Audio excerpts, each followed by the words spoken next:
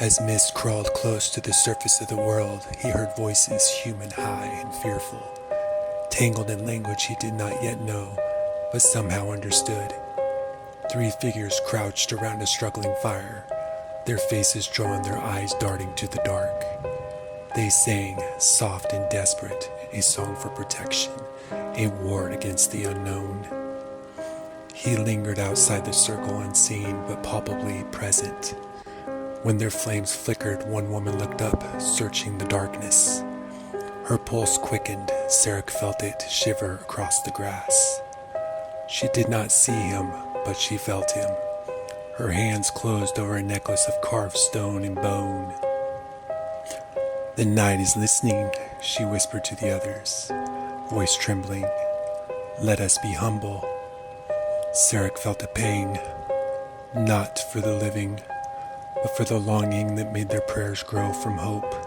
Something inside him stirred, not quite remorse, not yet empathy, a kinship of fear, the only thing perhaps he would ever share with mortals. He turned away, vanishing into a night that now felt heavier for his presence. He traveled for days, through such words meant nothing to him, measured only by the growth of new aches in the pale flush of moon after moon.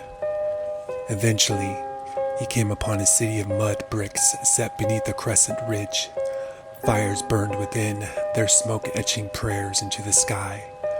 Warriors patrolled ramparts, slaves toiled in irrigation ditches, and the moment Serekh approached the city's outskirts, a dog lifted its head and howled, a low, keening sound that unnerved even the moon. He did not enter. He sat beneath the city wall, watching in the market square.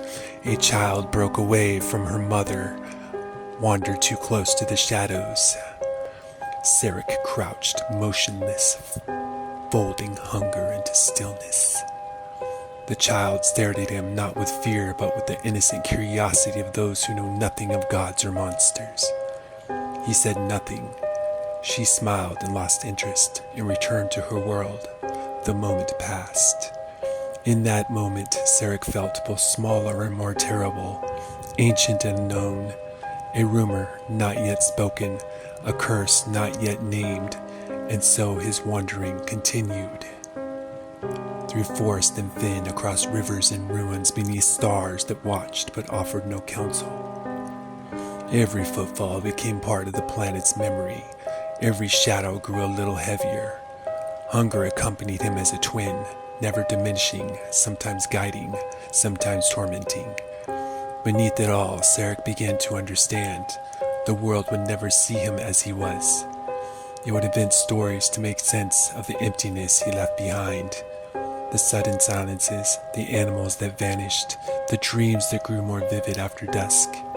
He was becoming legend, and legend was a kind of exile, all of its own.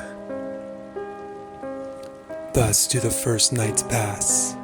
The world breathes differently. The oldest rivers, the wind through the barley fields, the flicker of fire in a child's eye, all now carry some hint of the first wanderer, a longing in the dark, a memory shaped like hunger. Night blanketed the riverbank in rich shadow. Reeds bowed under the weight of an old wind. Serekh's bare feet brushed the wet grass, each blade cool and trembling beneath his arches. His body was uncertain in the world. Every step was a lesson in bone, a negotiation with gravity. The ache inside sharpened with every heartbeat he heard that wasn't his own. He catalogued it all.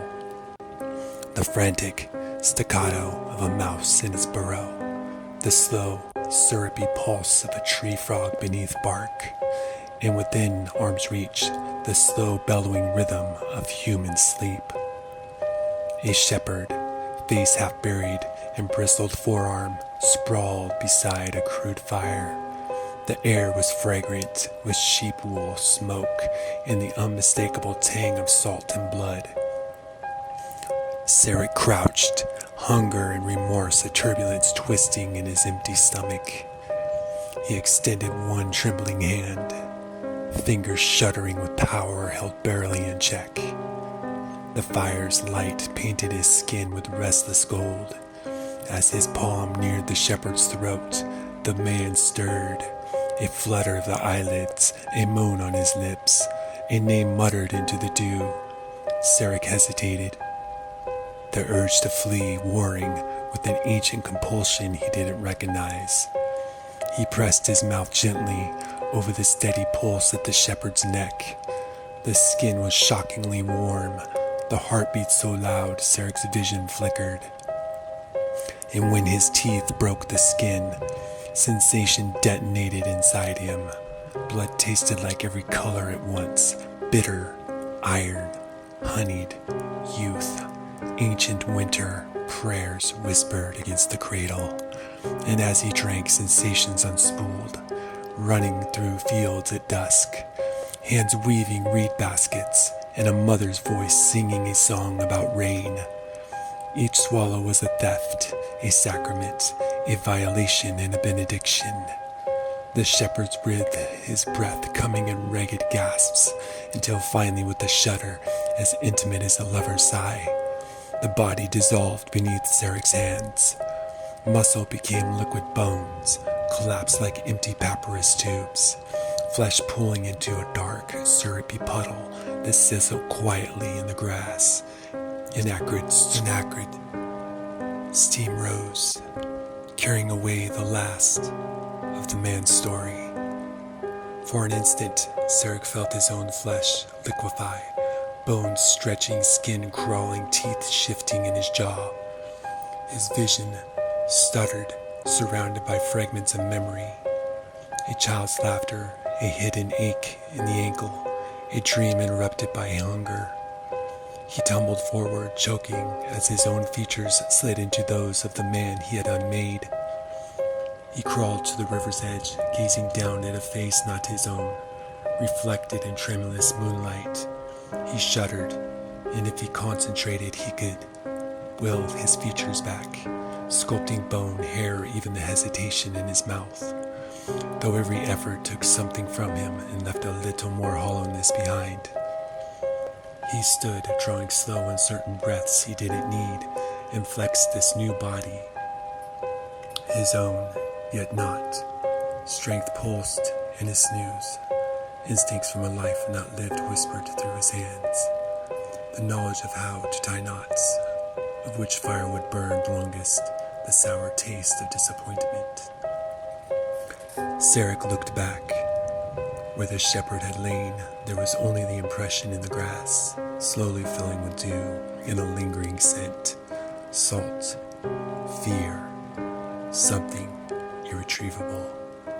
The nearby sheep had scattered in dread, their cries woven into the night like half-remembered questions. To become is to unmake, Serekh realized, the truth tasting bitter on his new tongue. Every hunger leaves the world lighter, emptier. My power is erasure. He staggered away. The air alive with recent violence, night creature fled as he passed. The river itself withdrew an inch from the shore. The shame of it burned cold below his ribs, but so did new power. He could see farther, sense movement in darkness, anticipate the trembling of every frightened heart for a mile in any direction. He knelt, then pressing trembling fingers to trembling lips. Tears threatened, but he did not weep. He was no longer certain he could. Instead, the world itself seemed to mourn. The grass wilted, the wind carried a note of loss. The shepherd was gone, scrubbed from history, no grave, no memory, no echo, save what Serekh now carried unwillingly within him. He rose at last, unsteady but impossibly strong. Each muscle sang with stolen memory. Each nerve flashed with borrowed strength and fleeting sorrow. The loneliness was sharper now, edged with regret. And so Serekh moved on, one step, then another, each a shadow heavier than the last. Night thickened around him, rippling with every form he might become.